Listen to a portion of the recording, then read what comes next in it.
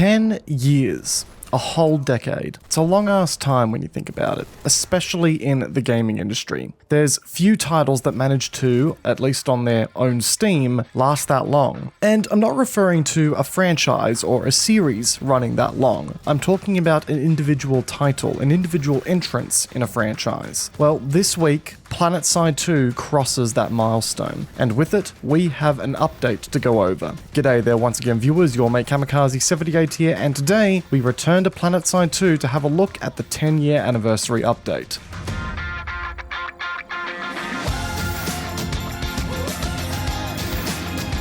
Now, just before we get into my experience with the update itself, we have a community event coming up that I want you all to be a part of. On November 20th at 2 PM PST or 11 PM CET, or the relevant time conversion on your screen above, myself, in collaboration with Rogue Planet Games, Planetside Battles, and a bunch of other content creators, are running the Ultimate Empire Showdown event for 2022. This event will be a 3-way battle with 144 players aside across multiple game modes with varying objectives on the Jaeger server. I'll be leading the New Conglomerate side, Sirius will be leading the TR side, and Winters Gaming will be leading the Vanu Sovereignty, which means that yes, this event is one that players need to sign up for, and I need your help. If you can make it to this event and want to participate, join the Discord server and use the form that is currently located in the announcements channel. I have the form linked only in my Discord as I need all participants present in the Discord for communications and organizational purposes. So yeah, if you're interested, join the Discord and get your signups in ASAP. We'll be picking players and squad leads real soon, and this will make for a great community event. But okay, public service announcements aside, we have a big old update to go through here today, and I want to start with the thing that we can all see right in front of us right now, the graphics. We've already discussed this in a bit of detail in a previous video, but now that I've had a chance to actually get some time in-game in actual battles with the new graphics settings and updates, I have to say,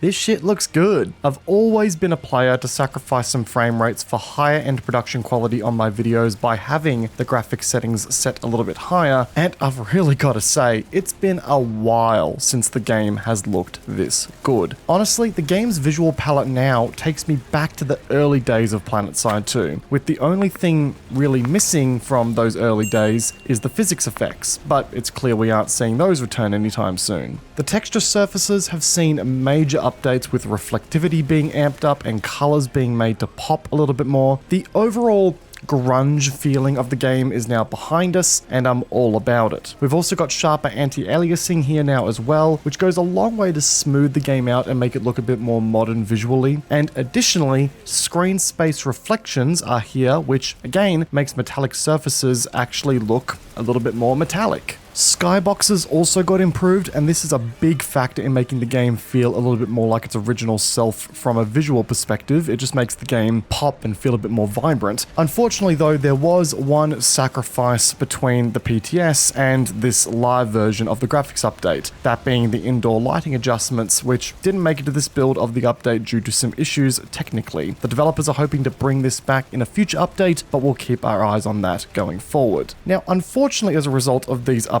I have noticed some lower end frame rates, which I actually didn't expect to see, considering that I would have thought that all of these processors would have been particularly bound to the GPU over the CPU, and this game is still reporting CPU bottlenecking for me, which has always been the case, so I'm a bit surprised to see lower end performance. And it's something that all of you should keep in mind as well if, say, you're running a slightly weaker system and intend on running these higher end settings. Generally speaking, I like the game's visual updates. I know they aren't going to be enjoyed by everyone because there's a lot of people out there who choose to play on those lower settings to get those better frame rates, but well, it is what it is, and for those who are going to enjoy the higher end settings, I think they're going to have a great time here. But obviously that's not all. The second big thing to have come in this update is certainly the new Capture the Conduit capture mechanic that is now in game. We have also covered this aspect of the update in a previous video, but to bring those who are out of the loop up to speed, this is a capture the flag-esque mechanic that now applies to certain bases in the game. Attackers, when they arrive to one of these capture the flag bases, need to hack the repositories which are located around the territory, and then bring the conduits, or flags, to the repositories to start making progress towards capturing a base. Capture the amount of conduits needed to win, and you capture the base.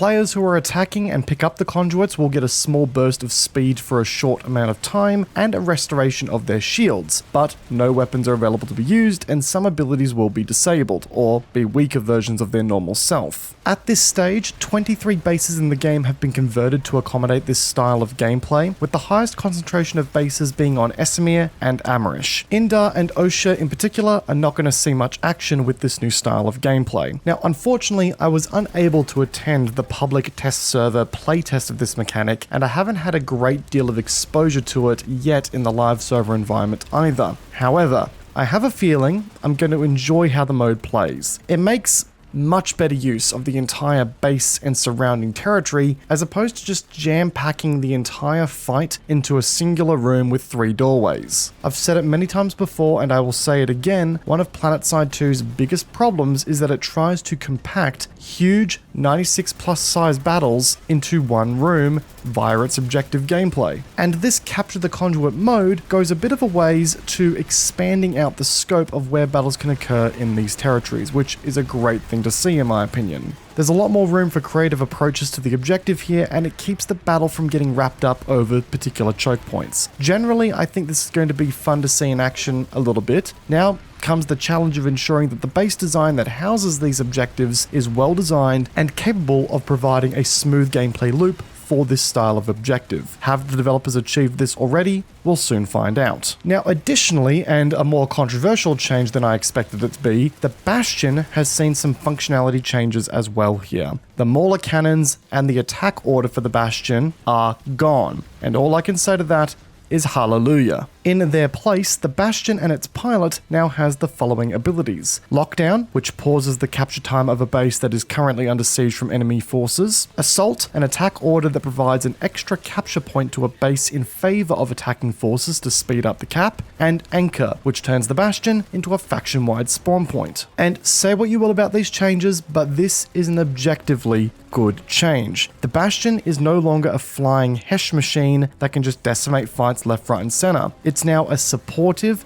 tactical option for outfits to use as a means to influence map flow. This is how the Bastion should have always been. There was a moment in my gameplay where I saw a Bastion fly overhead and I immediately thought to myself, well, time to go change fights, but then I realized, oh wait, no, this Bastion actually can't Hesh me to death anymore. This is great. These changes take away from the frustration that comes from Bastions being in the map and makes them a more supportive option that can have some impact, but doesn't completely destroy flow of gameplay for everyone else. The spawn priority system is back as well, and so far, I've noticed a whole lot less in the way of fights just being completely population dumped as of late, which has been a nice change of pace. It has kept battles a lot more even, and I feel like I'm able to get more out of the fights that I'm participating in, and that, well, the even battle means that I can have more of an impact as well in my playstyle. And deploying vehicles from the map is no longer possible. I have to admit, I'm unsure how I feel about this one. I understand the developers have made this change with the sole purpose of,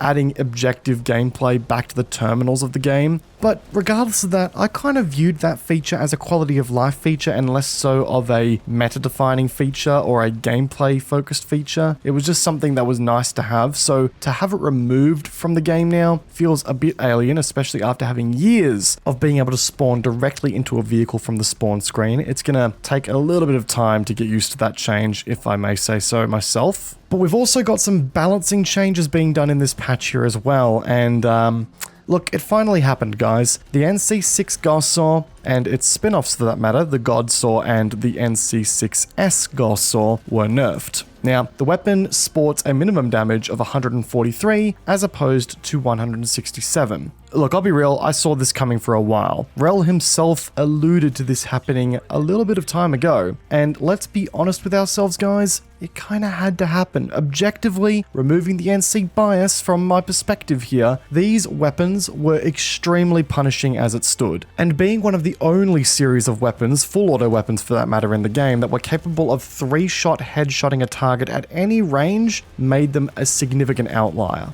And I get it, high skill, high reward kind of gameplay with the Gauss Saw, but by the same token, it did feel like, the God Saw, or the Gauss Saw for that matter, was just a little bit too good to be true. And if I can be quite frank for a second here, guys, to all of those doomsday preppers out there who are freaking out over the nerf, the Gauss Saw is still the king. It is still an amazing weapon, and nothing can really change that because its very core of being a 200 damage weapon makes it just an absolute beast. There is no changing that. Now, on the other hand, for my NC compadres, the JG Axe 11 and 12 were buffed with the drag being completely removed. You can really feel the difference here when using these weapons post-patch, and I recommend you all give the weapon a go again if you wrote it off prior to the patch. Another significant change in the patch notes here, all pump action shotguns, automatic shotguns, and the jackhammer in particular have all been reeled in a bit after having a pretty dominant run since nanowave armor got effectively yeeted from the game. And yeah, once again guys, gonna bring you all back into reality here for a moment. This had to happen. I know shotguns were once inconsistent as hell, and the Arsenal update changes way back in March now. We're all about bringing some of that consistency back into the equation, but we all have to admit that they've been nightmares to deal with since. They've been far too effective at ranges which extend far beyond what should really be acceptable for game balance, especially given this game's longer time to kill on average. Having one-shot weapons in the game with this much of a lengthy time to kill for automatic weapons is always going to be a controversial spot, and I think shotguns were definitely pulling above their weight for a while there. The primary changes here involve some damage nerfs for pump-action shotguns, as well as some nerfs to the magazine sizes of automatic shotguns. The jackhammer also got some nerfs to its burst fire capability. I feel like those are the key talking points out of the balance changes. There's a lot more to go through here, but all too much for one video. This video is already getting a bit lengthy as it is. And folks, that really is the crux of the 10-year anniversary update. And it does feel a bit strange to be saying that out loud, right? 10-year anniversary update. We've been playing Planetside 2 for 10 years. Whether that's for better or for worse, it's happened, and it's certainly been one hell of a ride from go to woe. I didn't really celebrate this too much on my channel because I've been super busy with a whole bunch of content, but 10 years ago, I also launched my YouTube channel. I launched it a month or so before Planetside 2 launched, and well, I've been here ever since. Obviously with a break or two here in the middle, but I always find myself crawling back to Planetside 2 in some capacity here or there. And as I sit here and reflect on that journey that we've been through together so far, I can only help but feel happy, ecstatic that we were able to do this together all these years. And I thank you all for being a part of that with me and for being on this journey with me here on my YouTube channel. Now obviously, you guys have probably seen that I've been covering a bit more stuff lately from other games. Particularly, I'm doing a lot of Call of Duty Modern Warfare 2 at the moment because, well, I've been enjoying the hell out of that game and I need something new to cover. And I know that to all my Planetside faithfuls out there, that may seem a little crazy. You know, me covering something that's not Planetside related. Oh my god, what's going on? Is Cammy quitting Planetside 2 altogether? No guys, of course not. I'm still here and I'm still going to be here for a long time to come. At the end of the day, this is just me branching out and exploring what I'm capable of as a content creator. Planetside 2 will only ever get me so far as a content creator, and I need new challenges to keep myself engaged in the content creator space. So just know that this is going to be a bit of a transitional period, and to those who have been with me for years and have been used to just, you know, consistent Planetside 2 exclusive coverage, things may look a little bit different here for a while guys, but I promise you, it's still the same old me behind the camera, and it's still just me having a great time making videos about video games. And I tell you what, I intend to do it for 10 years more going forward. If you guys enjoyed today's video and you want to join me on that journey, be sure to backhand the subscribe button and the like button while you're at it, as it goes a long way to supporting the channel and it keeps you up to date as to when new content arrives. And as another reminder guys, make sure you join the Discord down below and get signed up for the Ultimate Empire Showdown that is taking place later this weekend. I cannot wait to see you guys there, and I'm hoping that we can all have a great time as a community, kicking these other two content creators' asses a little bit. Once again guys, I hope you enjoyed today's video, peace out, and I will see you guys all in the next one. Take care guys, have a good one.